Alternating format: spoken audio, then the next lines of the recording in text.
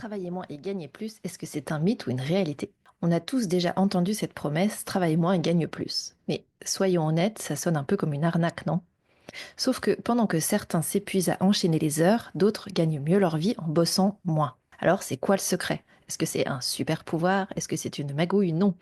Juste une gestion intelligente du temps et des priorités. Dans cet épisode, on va voir pourquoi bosser plus n'est pas forcément la solution et surtout comment optimiser ton temps pour augmenter ton chiffre d'affaires sans t'épuiser.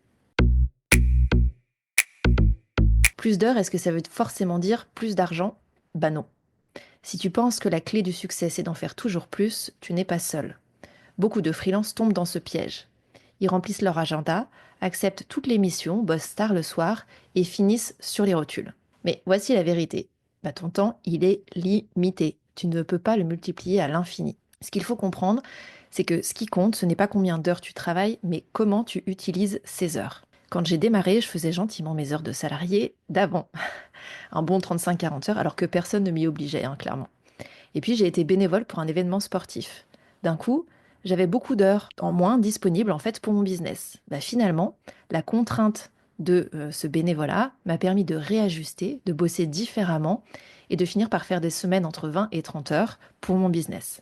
Quels sont quelque part les dangers du travailler plus? D'abord, tu risques de t'épuiser et de perdre en qualité. Quand tu as ton business, la ressource principale de ce business, c'est toi. Si tu t'épuises, à force, il n'y a plus de business.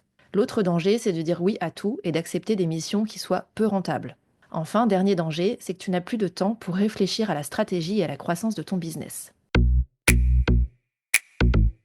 Concrètement, comment est-ce que tu peux identifier tes vraies priorités? Pour gagner du temps et de l'argent, il faut apprendre à faire le tri dans tes tâches quotidiennes.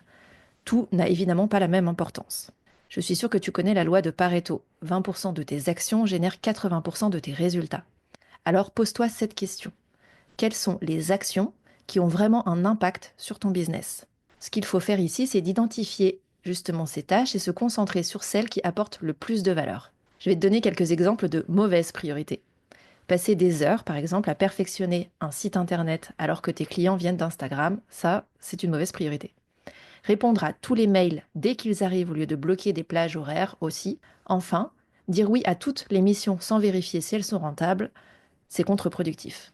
Pour te donner un exemple, j'ai travaillé avec une cliente qui voulait développer son business mais qui ne trouvait aucun temps pour prospecter.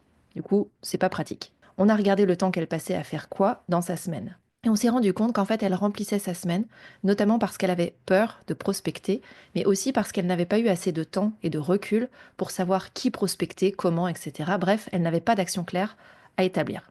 Elle est passée de 0 heure de prospection et de pas de stratégie à 2 heures de prospection par semaine et une stratégie. 3 mois plus tard, elle recrutait pour absorber les nouveaux contrats qui entraient. Alors pourquoi il y a l'illusion de la productivité et donc pourquoi tu travailles trop? Beaucoup pensent qu'être productif, c'est être occupé. Mais si tu bosses 10 heures par jour sur des tâches inutiles, tu n'avances pas. Tu t'occupes, c'est tout. Ce qu'il faut faire dans ce cas-là, c'est arrêter de confondre remplir ses journées et faire avancer son business. Ce que j'expliquais en début d'épisode, c'est que moi-même, en début d'activité, je remplissais mon agenda. J'avais l'impression de bosser et de bosser dur, mais sans forcément avoir la sensation d'avoir avancé à la fin de la journée. Certains peuvent appeler ça de la procrastination active.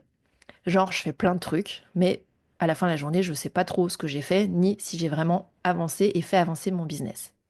Quand j'ai commencé à noter tout ce que je faisais pour ensuite rationaliser mes tâches et mes actions, bah, je me suis surprise moi-même à me dire, mais en fait, pourquoi est-ce que je fais cette action-là?